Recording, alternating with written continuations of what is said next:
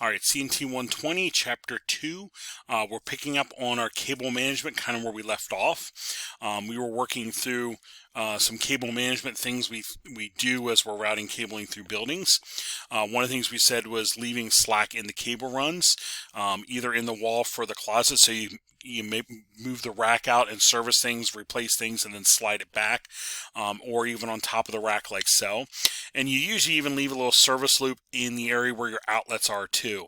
Maybe above the ceiling, a little loop that you can pull it down through, replace an outlet, and then pull it back up. So you leave a little bit of slack in places.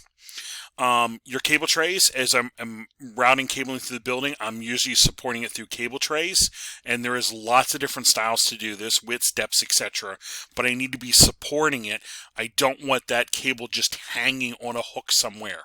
You can use J-hooks, but they need to be pretty frequent, and I'm usually doing that with a small bundle of cables. So more times than not, I'm trying to support it with cable trays so that cabling is not being bent and distorted. Again, our patch panel is in the closet. This is the other end of our termination from the outlet. The outlet, we have horizontal cabling come from the outlet into the closet into a patch panel. This right here, our horizontal cabling gets punched into, and then I can use, that's what I'm seeing here, and then I can use patch cables to plug in front and then go down to a switch kind of thing. Here's the back that I punch the horizontal cabling into. Here's the front that I plug my patch cables in to go to a switch, and that's actually what we're seeing right here, coming from the patch panel down to a switch port. And this is actually a product called Neat Patch that kind of keeps everything organized. Use these small loops of patch cables to go from patch panel into a little storage area here and then into the switch, and that's keeping everything organized.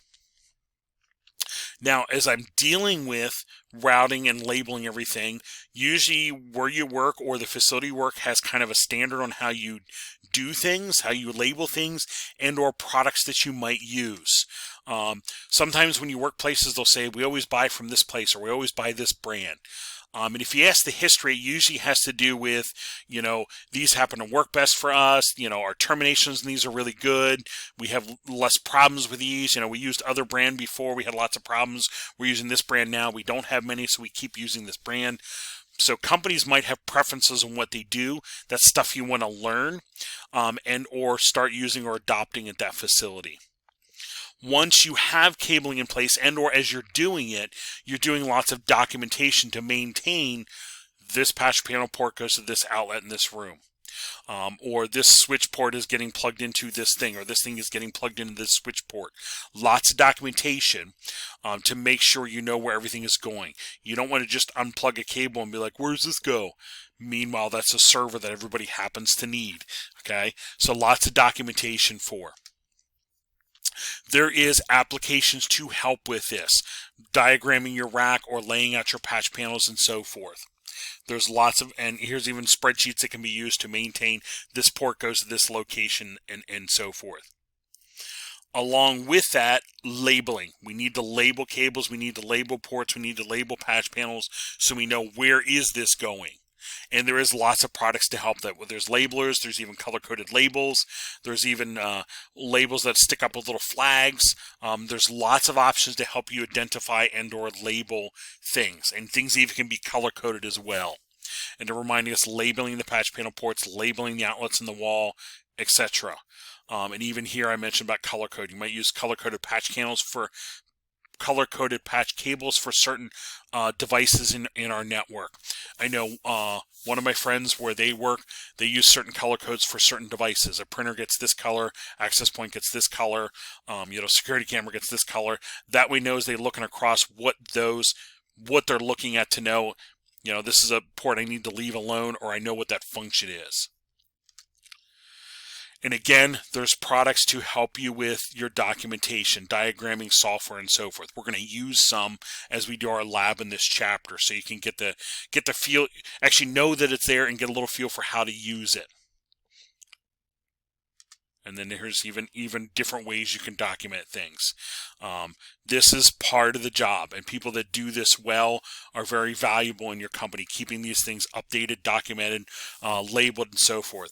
You're a really valuable team member if you're able to do that well. The next thing they talk about is monitoring our environment and security.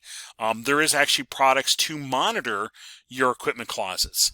If you think about it, once you get your equipment installed in a closet, you might not visit it very often. So you would want to know if the ventilation fails in that room.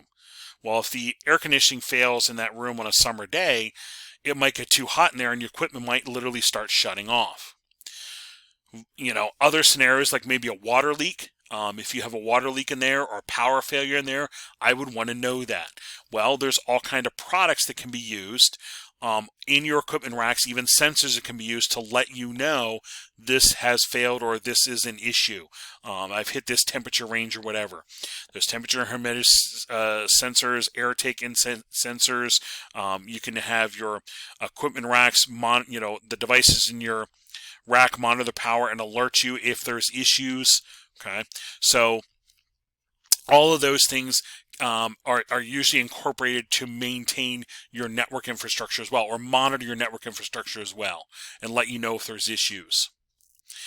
Your data rooms should be locked and only necessary people have access to. And security cameras are usually suggested either in or right outside to know who's coming and going. And again, this can all be plugged into your network and plugged in, and that data being shared on your network so you know what's going on. This again leads us to some documentation. Okay, there is network diagrams we can do that'll show various aspects of our network. The one diagram they showed here was kind of like the physical, what is literally connected to what.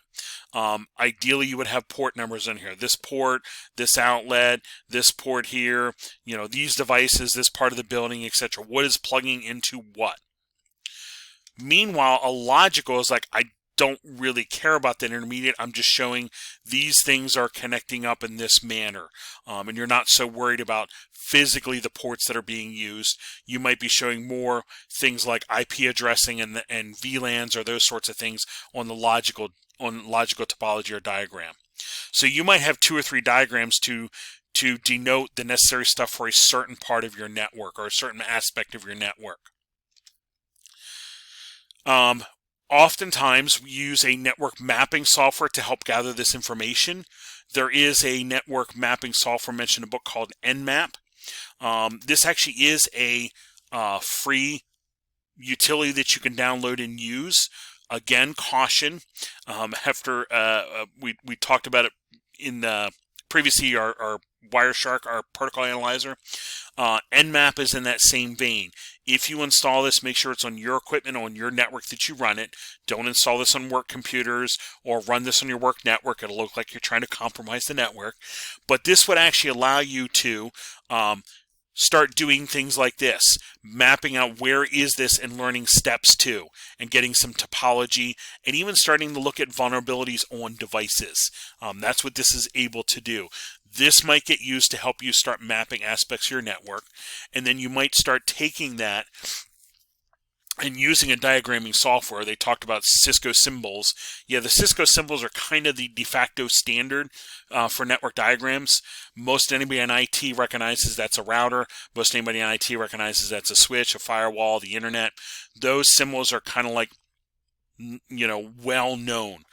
So the diagramming software we're going to use when we do our lab this week is going to use those symbols, and we're going to make a basic logical diagram, and then we're going to end up turning around and making a rack diagram, if you will. We'll make 2 different types of diagrams.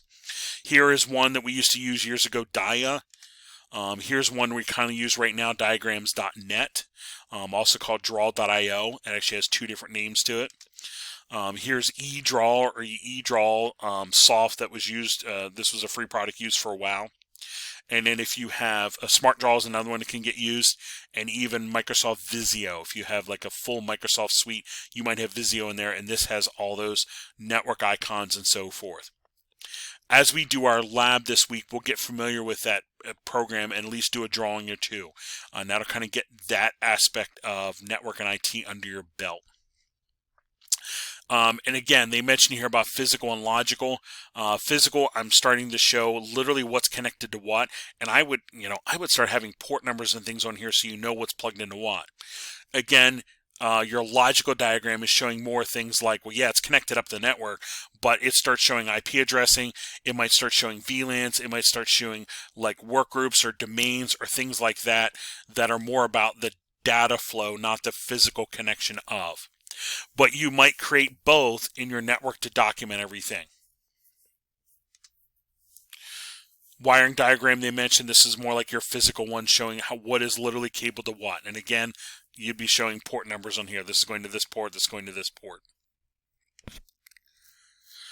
And then here's our rack diagram. Again, there's software to help with this. And this actually helps you plan out where your equipment is going and make sure it's all going to fit. And in real life, you would start actually putting model numbers here, and you would probably put serial numbers here for insurance reasons to document all this, to say this piece of equipment is in this closet. This piece of equipment is in this closet. And again, there's multiple different programs to do this. Draw.io or diagrams.net is one we'll use to do both of those. All right, we'll come back in the last podcast and talk about some operating procedures.